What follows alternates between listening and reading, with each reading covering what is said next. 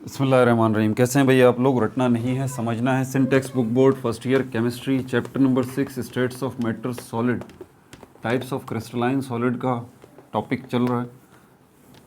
और ओवरऑल इस चैप्टर का कौन सा पार्ट हम करने जा रहे हैं? 19 पार्ट जो है वो करने जा रहे हैं, 19 पार्ट। और टाइप्स ऑफ क्रिस्टलाइन सॉलिड्स में हम आयोनिक सॉलिड्स को डिस्कस कर चुके, कोवलेंट सॉलिड्स को डिस्कस कर चुके। मेटेलिक सॉलिड्स जो हैं अब हम इसको डिस्कस करेंगे। और एक जो है वो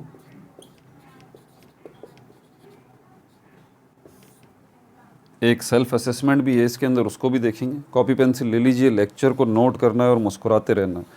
बुक खोल लीजिए, ये आपका पेज नंबर जो है वो 130 है। वहाँ पर ये मेटेलिक सॉलिड्स जो है आपको नज़र आएगा। पेज नंबर 131 पे आपको सेल्फ असेसमेंट भी नज़र आएगा। और पेज नंबर 132 पे molecular solids, reason of low density and high heat of fusion of ice.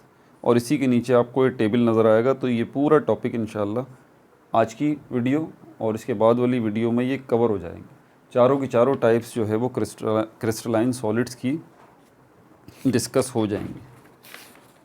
उसके बाद एक मुश्किल टॉपिक है क्रिस्टल लैटिस का, जिसमें यूनिट सेल की भी डिस्क्रिप्शन है। वो मुश्किल है, ठीक है भाई। तो उसमें थोड़ा सा समझने में आपको प्रॉब्लम होगी, लेकिन ध्यान लगाएंगे तो समझ लेंगे। पिछली वीडियोज़ अगर नहीं देखी तो अब हर वीडियो की डिस्क्रिप्शन में चैनल के ऊपर मौजूद जितने भी प्लेलिस्ट हैं सबके लिंक्स मौजूद हैं। 11th केमिस्ट्री प्ले लिस्ट का लिंक भी मौजूद है डिस्क्रिप्शन में ही, देखिए, क्लिक करें। पिछले चैप्टर्स की सारी वीडियोस आ जाएंगी, सारे सेल्फ असेसमेंट, सारी एग्जाम्पल, सारी प्रॉब्लम, सारे न्यूमेरिकल, सारे MCQ, सारे शॉर्ट क्वेश्चन, लॉन्ग क्वेश्चन, एक एक चीज़ जो आपकी इस बुक के अंदर मौजूद है, सब कुछ। इसके अलावा मैट्रिक बायोलॉजी की प्लेलिस्ट भी मौजूद है, मैट्रिक पाकिस्तान स्टडी की भी प्लेलिस्ट मौजूद है, ओल्ड केमिस्ट्री, फिज़िक्स और मैथमेटिक्स की प्लेलिस्ट भी मौजूद है, ठीक है। और जो है वो basics of chemistry, basics of mathematics, basics of English language की भी प्लेलिस्ट मौजूद है। इंग्लिश लैंग्वेज एडवांस की भी प्लेलिस्ट मौजूद है, जिसके अंदर टेंसेस और एक्टिव वॉइस, पैसिव वॉइस जो है वो मैंने करवाएं, वो भी आपके पास मौजूद है। मोटिवेशन बहुत इंपॉर्टेंट प्लेलिस्ट है, उसमें वीडियोस को देखिए। कैरियर डिटरमाइनिंग वीडियोस हैं। मैट्रिक के बाद कौन कौन सी फील्ड्स हैं जो कि आप चूज़ कर सकते हैं, और भी बहुत सारी गाइडलाइंस, एग्ज़ाम्स को आपने कैसे अटैम्प्ट करना है, बहुत कुछ है उसके अंदर मोटिवेशन की प्लेलिस्ट में। मॉडल पेपर्स अगर आपको देखने हैं बोर्ड्स के, कराची बोर्ड, हैदराबाद बोर्ड, तो जितने कर सका मैं मॉडल पेपर सॉल्व, उनकी वीडियोस मौजूद हैं। मैथमेटिक्स की, फ़िज़िक्स की, केमिस्ट्री की, बायोलॉजी की, ठीक है भाई, उनकी प्लेलिस्ट जो है वो, उसकी प्लेलिस्ट मौजूद है मॉडल पेपर्स के नाम से। और इसके अलावा टू द पॉइंट, 1 मिनट के अंदर आपको कॉन्सेप्ट चाहिए, तो बहुत ज़रूरी, बहुत ज़बरदस्त जो है व्हाट सीरीज़ मैंने बनाई है वो आप देखिए। उसमें बहुत सारे शॉर्ट्स हैं, शॉर्ट्स के नाम से प्लेलिस्ट मौजूद है। उस पर आप क्लिक करें तो 1 मिनट के अंदर जो है वो आपको पता लग जाएगा ये क्या है, क्या का जवाब आपको मिल जाएगा। एटम क्या है, मॉलिक्यूल क्या है, आयन क्या है, फार्मूला यूनिट क्या है, मॉलिक्यूलर मास क्या है, मॉलिक्यूलर फार्मूला क्या है, एम्पिरिकल फार्मूला क्या है, सब कुछ इस व्हाट का जवाब आपको उनमें मिल जाएगा। 1-1 मिनट की वीडियोज़ हैं वो, ज़्यादा टाइम उसमें नहीं लगता। अब यहाँ पर हम चलते हैं, इसके अंदर ये आपका साथ साथ नोट्स इसके लेते रहते हैं, समझते भी रहेंगे। मेटेलिक सॉलिड्स जो हैं, सबसे अहम चीज़ इसके अंदर जो पार्टिकल्स हैं, आपसे कोई पूछता है कि ये मेटेलिक सॉलिड्स जो हैं, सारी चीज़ें पार्टिकल्स से मिलके बनती हैं, तो मेटेलिक सॉलिड्स भी पार्टिकल्स से ही मिलके बनते हैं। तो आप बता दीजिए किस किस्म के पार्टिकल्स हैं जो कि यहाँ पर इसको बनाने वाले हैं। ये पार्टिकल्स क्या आयंस हैं, ये पार्टिकल्स जो हैं वो क्या मॉलिक्यूल्स हैं। ये पार्टिकल्स जो हैं इनको हम एक ख़ास नाम देते हैं। मेटल्स का मामला थोड़ा सा अलग होता है। मेटल्स क्या होते हैं वो भी मैं आपको बता दूँगा, आपके पीरियोडिक टेबल में मौजूद हैं बहुत सारे मेटल्स। ये क्या होते हैं ताकि आपको क्लियरली पता लगे। इनमें जो पार्टिकल्स होते हैं वो मेटल एटम्स होते हैं। मेटल एटम्स जो हैं ये होते हैं, ठीक है। मेटेलिक सॉलिड्स को बनाने वाले जो पार्टिकल हैं वो क्या हैं, मेटल एटम्स हैं। फिर आपसे कोई पूछता है कि भाई आपको ये बात कैसे पता, कौन सी थ्योरी जो है, थ्योरी जिसके तहत आपको ये बात पता चली है मेटल्स के हवाले से, उसके अंदर मेटल के एटम्स के हवाले से, तो आप बताएं कि इस थ्योरी का नाम है इलेक्ट्रॉन सी थ्योरी। इलेक्ट्रॉन सी थ्योरी, इलेक्ट्रॉन सी थ्योरी। ये इलेक्ट्रॉन सी थ्योरी आपको क्या बताती है? इलेक्ट्रॉन सी थ्योरी आपको ये बताती है कि आप कोई मेटल का टुकड़ा ले लीजिए, मेटल का टुकड़ा कोई भी हो, मिसाल के तौर पर आयरन को ले लीजिए, आयरन।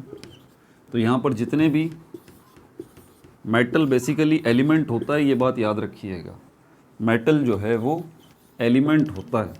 एलिमेंट होगा तो उसके अंदर जितने भी एटम हैं सारे के सारे एक ही बरादरी के होंगे, एक ही फैमिली के होंगे, किसी दूसरी बरादरी दूसरी फैमिली का कोई एटम नहीं होगा। तो आयरन के अंदर जितने भी एटम होंगे वो Fe के होंगे, Fe, जो इस आयरन के पीस को, आयरन के टुकड़े को बनाने वाले होंगे, ये आयरन के एटम्स। ये एटम्स होंगे तो इसके अंदर इलेक्ट्रॉन्स भी होंगे, इलेक्ट्रॉन्स होंगे तो वो शेल्स में भी होंगे, और शेल्स होंगे तो इनके अंदर आउटर मोस्ट शेल, सबसे आखिरी वाला शेल जो है जिसको हम वैलेंस शेल कहते हैं, वो भी यकीनन होगा और उसके अंदर इलेक्ट्रॉन्स भी होंगे। तो होता ये है कि ये मेटल कोई सा भी हो, आयरन है, गोल्ड है, सिल्वर है, ज़्यादातर सॉलिड्स हैं, ठीक है। तो ये जो मेटल के एटम्स हैं और उनके अंदर जो शेल्स हैं और उनमें जो वैलेंस शेल है, वैलेंस शेल में जो इलेक्ट्रॉन्स हैं, ये क्या होते हैं? ये डीलोकलाइज्ड हो जाते हैं।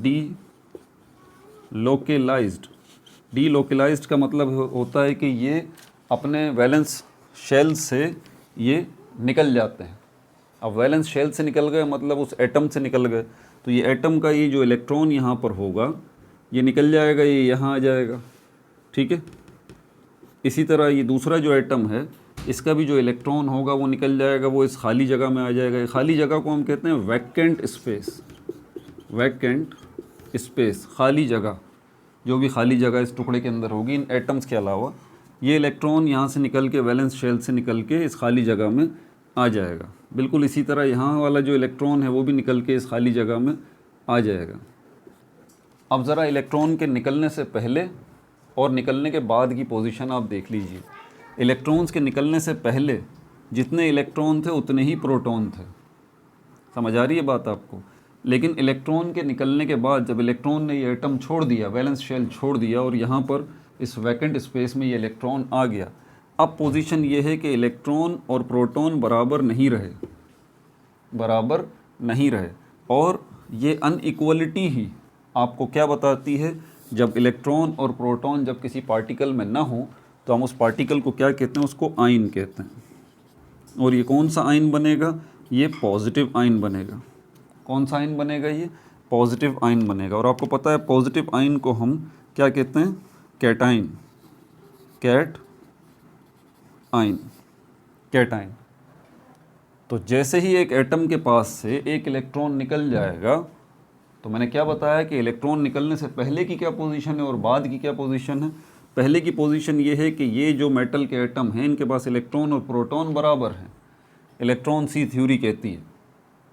लेकिन जैसे ही इनके पास से एक एक इलेक्ट्रॉन निकल जाएगा इन एटम से, अब इन एटम्स की एटॉमिक हैसियत ख़त्म होकर आयोनिक हैसियत बन जाएगी। ये अब एटम नहीं रहेंगे, ये आयन बन जाएंगे। क्यों आयन बन जाएंगे? क्योंकि अब इलेक्ट्रॉन और प्रोटॉन की तादाद जो है वो बराबर नहीं रही। एग्जैक्टली अब इसके पास जो है वो प्रोटॉन ज़्यादा हो गए और प्रोटॉन अपनी डोमिनेंसी दिखाएंगे। प्रोटॉन पे पॉजिटिव चार्ज होता है, पता है ना आपको। तो इसलिए ये पूरा का पूरा जो पीछे पार्टिकल बचा है ये पॉजिटिव आयन बन जाएगा। ये पार्टिकल भी पॉजिटिव आयन, ये भी पॉजिटिव आयन, ये भी positive ion, positive ion, positive ion. ये इलेक्ट्रॉन जो है वो यहाँ पर खाली जगह पर निकल के आ गए। ये जो खाली वैकेंट स्पेसेस में इलेक्ट्रॉन्स हैं इनको हम कहते हैं डीलोकलाइज्ड इलेक्ट्रॉन्स। डीलोकलाइज्ड इलेक्ट्रॉन्स ये फ्रीली इस पूरे वैकेंट स्पेस में जो है वो क्लाउड की शक्ल में मौजूद होंगे। यही थ्योरी कहलाती है इलेक्ट्रॉन सी थ्योरी। एक सी की, एक समंदर की शक्ल में मौजूद होंगे, क्लाउड की शक्ल में मौजूद होंगे इन वैकेंट स्पेसेस में। एक जगह से दूसरी जगह, दूसरी जगह से तीसरी जगह इनकी हरकत चलती रहेगी। ये किसी भी एक एटम में मुस्तकिल तौर पर रुकेंगे नहीं, अगर चले भी जाएंगे तो दोबारा निकल आएंगे उनके वैलेंस शेल से। समझ में आ रही है बात आपको। तो अब यहाँ पर दो किस्म के आयन्स जो है हमें नज़र आएंगे। बेसिकली ये तो इलेक्ट्रॉन है, हम इसको आयन तो नहीं कह सकते, आयन तो हम पार्टिकल को कहते हैं ना। क्योंकि देखें एक नुक्ता यहाँ आप उठा सकते हैं, मैंने जो पहली टाइप बनाई है आयोनिक सॉलिड्स की, जिसमें हमारे पास एक एग्जाम्पल सोडियम क्लोराइड की है। आप ये ऑब्जेक्शन उठा सकते हैं, सर आइंस तो इसमें भी बने थे ना, सोडियम क्लोराइड जो सॉलिड है, जो पहली हमने टाइप देखी थी आयोनिक सॉलिड्स की, तो आप इसमें कह सकते हैं सर ये पॉजिटिव आयन है, ये नेगेटिव आयन है, ये दोनों के दोनों आयन हैं। इसी मुनासबत से हम इस किस्म के सॉलिड्स को आयोनिक सॉलिड्स कह रहे हैं, क्योंकि ये आयंस पर मुश्तमिल हैं, ये आयंस से मिलके बने हैं। ये सोडियम आयन, ये क्लोराइड आयन, सोडियम ने एक इलेक्ट्रॉन अपना क्लोरीन को दे दिया, क्लोरीन ने ले लिया, दोनों के दोनों आयंस बन गए, दोनों के अंदर इलेक्ट्रॉन और प्रोटॉन अनइक्वल हो गए। तो आप कह सकते हैं कि सर ये मेटल का जो ये टुकड़ा है, ये जो आयरन का पीस है, इसके अंदर भी ऐसी ही तो सिचुएशन बन चुकी है। यहाँ से इलेक्ट्रॉन निकल तो गया है और ये जो है वो आयन बन गया है, ये एटम अब इसके पास एक इलेक्ट्रॉन कम है और एक प्रोटॉन ज़्यादा है, तो ये आयन बन गया, ये भी आयन बन गया, ये भी आयन बन गया, और ये जो पॉजिटिव आयन बना है इसी को हम क्या कहते हैं, कैटायन कहते हैं। बिल्कुल सही बात है भाई, मानते हैं आपकी बात। कैटायन तो बन गया, पॉजिटिव आयन तो बन गया, नेगेटिव आयन कहाँ है? नेगेटिव आयन कहाँ है?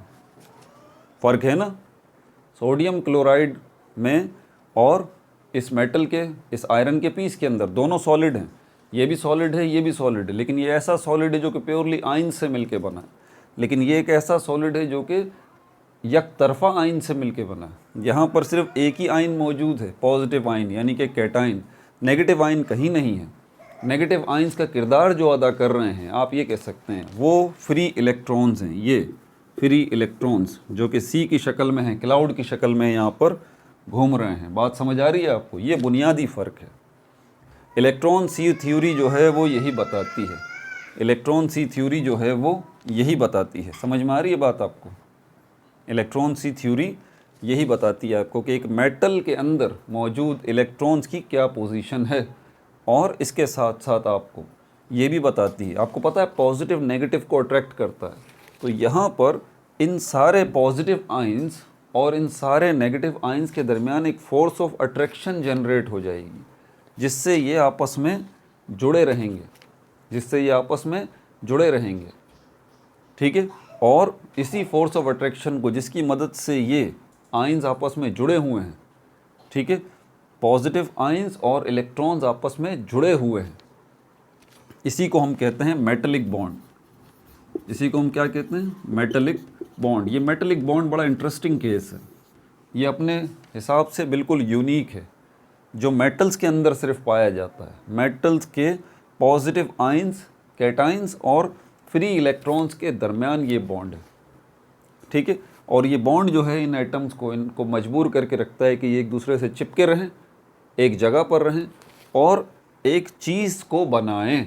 जैसे कि ये मेटल का टुकड़ा है, ये आयरन का पीस है, ये बना हुआ इसीलिए है क्योंकि अंदर मौजूद पार्टिकल्स जुड़े हुए हैं एक दूसरे से। कौन सी फोर्स ने जोड़ रखा है इनको? क्या नाम है उस बॉन्ड का, उस फोर्स का? उसका नाम है मेटलिक बॉन्ड। ये यूनिक है।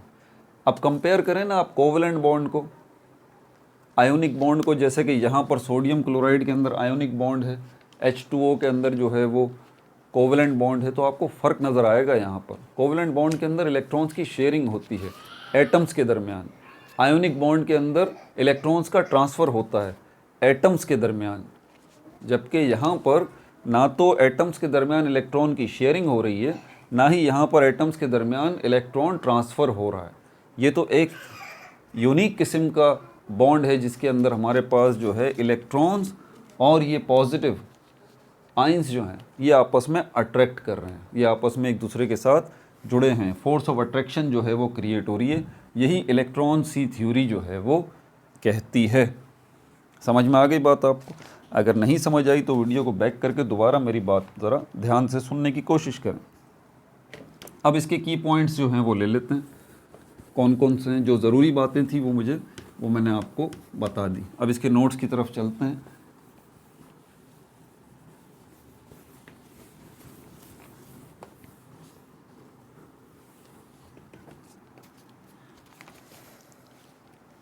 क्या कह रही इलेक्ट्रॉन सी थ्योरी? इलेक्ट्रॉन सी थ्योरी बता रही है मेटल एटम के बारे में, मेटल एटम के बारे में, ठीक है। क्या बता रही है कि मेटल एटम जो है वो लॉस कर देते हैं वैलेंस इलेक्ट्रॉन को मेटल एटम जो है वो लॉस कर देते हैं into vacant space, into vacant spaces, ठीक है। और क्या बता रही है, और इसके नतीजे में बिकम्स, वो जो मेटल के एटम्स हैं बिकम्स बन जाते हैं, वो मेटल के एटम क्या बन जाते हैं, पॉजिटिवली चार्ज्ड आइंस, यानी कि कैटाइंस, कैटाइंस जो हैं वो बन जाते हैं, बट नो एनाइंस, या एनाइंस नहीं है। अच्छा, अब ये यहाँ से एक क्वेश्चन मैंने बनाया हुआ है छोटा सा, वो भी लिख देता हूँ। What do they do, what do they do, किन के बारे में बात हो रही है, क्या करते हैं वो, किन के बारे में बात हो रही है, इन्हीं पॉजिटिव आइंस और कैटाइंस के बारे में बात हो रही है कि ये क्या करते हैं जब ऐसा हो जाता है कि इनके पास से इलेक्ट्रॉन लॉस हो जाते हैं। ये क्वेश्चन आपसे पूछ लिया जाता है, तो इसका आप क्या जवाब देंगे। They arrange themselves in a 3D crystal, they arrange themselves, ये जब अपने इलेक्ट्रॉन्स को लॉस कर देते हैं तो ये पॉजिटिव आयन अरेंज करते हैं अपने आप को, किसमें, इन a 3D crystal lattice, in a 3D crystal lattice. Crystal lattice से मतलब यहाँ पर सिर्फ इतना ही है, अरेंजमेंट ऑफ पार्टिकल्स, ठीक है। तो ये 3D, 3 डायमेंशनल क्रिस्टल लैटिस जो है, ये 3 डायमेंशनल क्रिस्टल लैटिस जो है ये, इसके अंदर जब भी क्रिस्टल लैटिस का वर्ड आपके सामने आए ना, आप याद रखिएगा इस बात को, जब भी 3D क्रिस्टल लैटिस का जो है वो नाम आपके सामने आए ना, तो फिर आप याद रखिएगा इस बात को।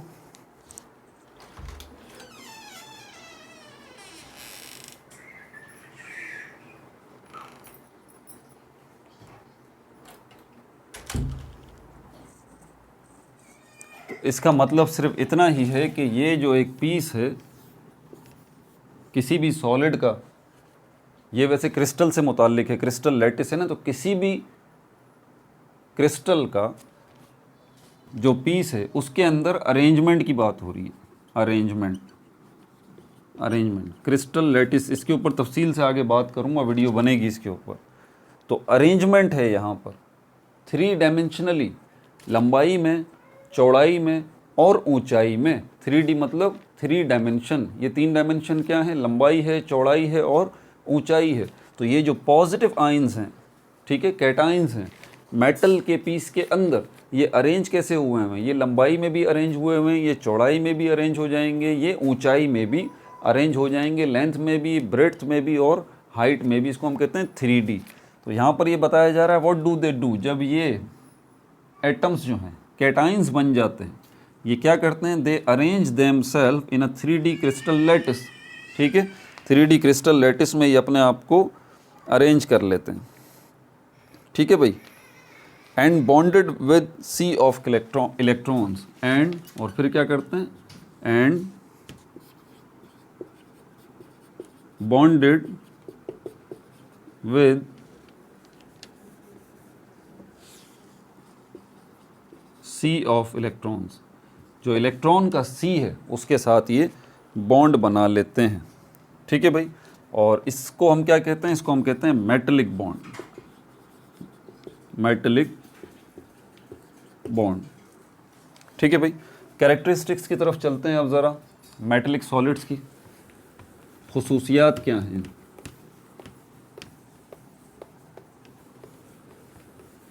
बिजली के जितने कामों में जो है ना, आपको पता है कि मेटल का इस्तेमाल किया जाता है। बिजली की तारें जो होती हैं, इलेक्ट्रिक वायर्स होती हैं, उनके अंदर कॉपर की वायर का इस्तेमाल किया जाता है।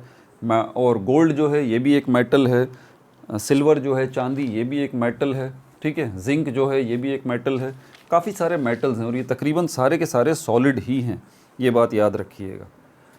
कैरेक्टरिस्टिक्स, खुसूसियात की तरफ चलते हैं इनके। कैरेक्टरिस्टिक्स क्या क्या खुसूसियात है, malleability, malleability, characteristics of metals की बात हो रही है। यानी कि मेटेलिक सॉलिड्स की। मेलेबिलिटी, इनसे आप शीट्स बना सकते हैं, इनसे आप शीट्स जो हैं वो बना सकते हैं। आयरन को देखें, आयरन की शीट्स बनती हैं जिससे दरवाजे वगैरह बनते हैं, ठीक है। Ductility, ductility, ductility word duct से निकला है। डक्ट का मतलब होता है ट्यूब। वायर्स बना सकते हैं आप, वायर जो हैं, आप बिजली की तारें देखें किससे बनी हुई होती हैं, बिजली की तारें जो हैं कॉपर से बनी हुई होती हैं, तो आप वायर्स भी बना सकते हैं। तो ऐसी चीज़ जिससे आप वायर्स बना सकते हैं उसको हम कहते हैं डक्टिलिटी। तो मेटल्स जो हैं उनके पास डक्टिलिटी भी है। मेटेलिक लस्टर भी होता है इनके पास, मेटेलिक लस्टर। लस्टर वर्ड का मतलब होता है शाइनिंग, ठीक है। तो यहाँ पर शाइनिंग, मेटल जो है, सारे के सारे मेटल जो है वो शाइन करते हैं, चमकदार होते हैं। अब आप कहेंगे कि सर आयरन तो चमकदार नहीं होता, वो तो मेटल है। भाई ये कब होता है? असल में नॉर्मली लुक डल। एटमॉस्फेयर, एनवायरनमेंट की वजह से मेटल्स जो हैं शुरू में आपको डल नज़र आएंगे। अगर आप उनकी लस्टर प्रॉपर्टी को देखना चाहते हैं, उनकी चमक, शाइनिंग को देखना चाहते हैं, तो फिर आपको क्या करना पड़ेगा? Freshly cut.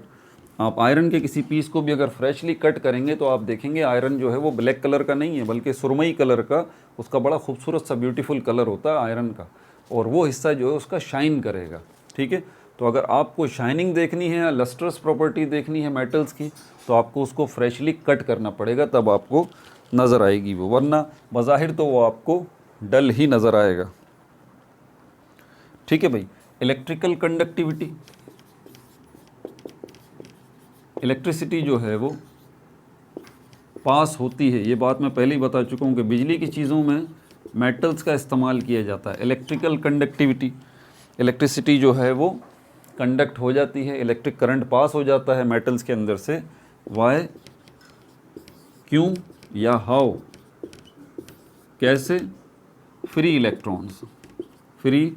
इलेक्ट्रॉन्स, क्योंकि मेटल्स जो हैं उनके पास फ्री इलेक्ट्रॉन्स होते हैं, आज़ाद इलेक्ट्रॉन्स होते हैं, जो एक जगह से दूसरी जगह जा सकते हैं, एक कोने से दूसरी जगह जा सकते हैं। अगर ये मेटल का पीस है, पूरी की पूरी मेटल की शीट है, तो इस मेटल की शीट के अंदर इलेक्ट्रॉन्स हरकत कर रहे हैं। ये हरकत करते हुए इलेक्ट्रॉन्स करंट को एक जगह से दूसरी जगह ले जा सकते हैं, यानी कि इलेक्ट्रिकल कंडक्टिविटी कर सकते हैं। फ्री इलेक्ट्रॉन्स या इनको डीलोकलाइज्ड इलेक्ट्रॉन भी कहते हैं।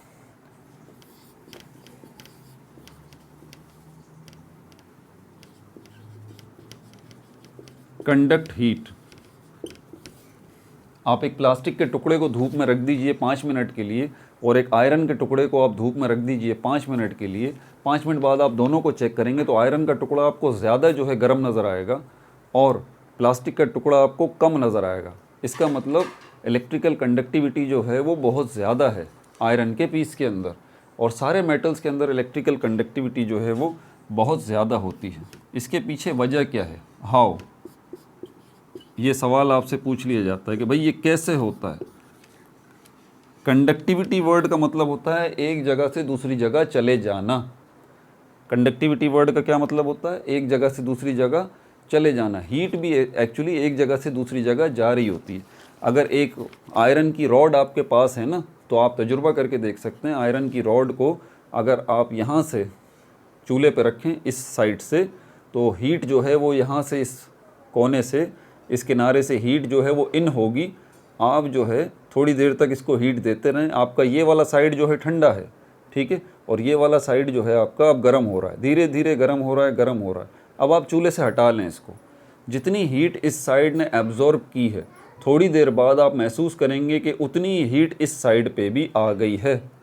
हालांकि ये वाला किनारा जो है आपने चूल्हे के साथ नहीं अटैच किया था, आपने सिर्फ इसको किया था, और ये बहुत ज़्यादा गर्म था। थोड़ी देर बाद आप नोट करेंगे कि ये हीट यहाँ से यहाँ आ चुकी है, यहाँ आपको गर्मी का एहसास होगा, ठीक है। और जब आप यहाँ से पकड़ेंगे इसको, तो आपको फील होगा कि जितनी हीट यहाँ पर है उतनी ही यहाँ पर है। इसका आसान सा मतलब ये कि हीट यहाँ से यहाँ तक आई है, इसका मतलब हीट कंडक्ट हुई है इस मेटल की रॉड के अंदर, ठीक है। अब मेटल किससे मिलके बना है? एटम्स से। एटम्स के अंदर क्या मौजूद हैं? Free electrons. ये फ्री इलेक्ट्रॉन्स असल में उस हीट को लेते हैं। Free electrons free electrons absorbs heat at one and, एक किनारे के जो हैं, एक किनारे के जो फ्री इलेक्ट्रॉन्स हैं उसको, हीट को वो लेंगे। ये प्रोसेस पूछा जा सकता है आपसे, हाउ कंडक्टिविटी हैपन्स। तो free electrons absorbs heat at one and, एक किनारे पे जो इलेक्ट्रॉन्स मौजूद हैं वो उस हीट को लेंगे, उनकी काइनेटिक एनर्जी जो है वो बढ़ जाएगी, काइनेटिक एनर्जी इंक्रीजेस, उनकी काइनेटिक एनर्जी बढ़ जाएगी, उनकी ताकत बढ़ जाएगी उन फ्री इलेक्ट्रॉन्स की, इस किनारे वाले, और फ़ौरन वो फिर क्या करेंगे, इस किनारे की तरफ जाएंगे जिस जगह पर जो है वो ठंडक मौजूद है। ये कूलर एंड है, ये ठंडा किनारा है, तो यहाँ से यहाँ पर जाएंगे। हमारी नेचर में ऐसा होता है, ये बात मैं आपको बता दूं, हर चीज़ें बैलेंस स्टेट में आना चाहती हैं, खुद ब खुद होता है ये हमारी नेचर के अंदर, ये यूनिवर्सल लॉ है। हर जगह पर आप नोट करेंगे, कोई भी चीज़ किसी दूसरी जगह पर जब अनबैलेंस होती है, कमी ज़्यादती होती है ना, तो किसी चीज़ पर ज़्यादा कोई चीज़ है ना, तो वो फ़ौरन उस जगह पे जाएगी जहाँ कम चीज़ है। ये बात जहन में रखिए, यूनिवर्सल लॉ है, यूनिवर्सल एक्सेप्टेड जो है वो ट्रुथ है। ये हर जगह पे हमें ये नज़र आता है। प्रेशर किसी एक जगह पे ज़्यादा होगा, उस जगह की तरफ मूव करेगा जहाँ प्रेशर कम होगा। हीट एक जगह पे ज़्यादा होगी, उस जगह पे मूव करेगी जहाँ हीट कम होगी। ये नेचुरली होता है, समझ में आ रही है बात। तो यहाँ पर भी इलेक्ट्रॉन्स जो है इस हीट को एब्जॉर्ब करेंगे और फ़ौरन किस एंड की तरफ आएंगे, जो ठंडा किनारा है। तो इलेक्ट्रॉन अगर यहाँ से यहाँ इस हीट को लेके आ गए ना, क्योंकि हीट एब्जॉर्ब की है इलेक्ट्रॉन्स ने, तो यहाँ से यहाँ पर आए हैं, तो ये क्या हो गया, कंडक्शन हो गई ना भाई हीट की। कंडक्शन का क्या मतलब है, हीट का एक जगह से दूसरी जगह चले जाना। कौन लेके गया है, इलेक्ट्रॉन्स लेके गए हैं। कैसे लेके गए हैं, जब इस किनारे के इलेक्ट्रॉन्स ने हीट को एब्जॉर्ब किया। समझ में आ रही है बात। अच्छा, अब चलते हैं यहाँ पर सेल्फ असेसमेंट की तरफ। सेल्फ असेसमेंट में आपको बताने वाला लिखवाने वाला कुछ भी नहीं है, लेकिन मैं पढ़ के बता देता हूँ सिर्फ, ठीक है, क्योंकि ये इसकी तफसील तो मैं पहले ही बता चुका हूँ। तो सेल्फ असेसमेंट जो है वो आप सुन लीजिए, पेज नंबर 131 के ऊपर। पहले क्या बोल रहा है, how do metallic and ionic substances differ in conducting electricity.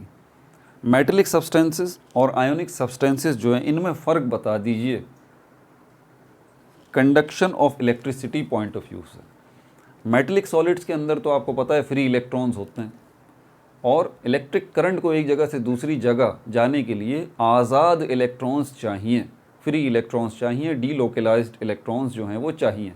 तो मेटल में इसीलिए इलेक्ट्रिसिटी कंडक्ट हो जाती है, क्योंकि उसमें फ्री इलेक्ट्रॉन्स हैं। अब आयोनिक सॉलिड्स को ले लें, आयोनिक सब्सटेंसेस को ले लें, सोडियम क्लोराइड को ले लें, यहाँ पर फ्री इलेक्ट्रॉन्स नहीं हैं, यहाँ पर आयोनिक बॉन्ड बना हुआ है, आयंस जो हैं एक दूसरे के साथ चिपके हुए हैं।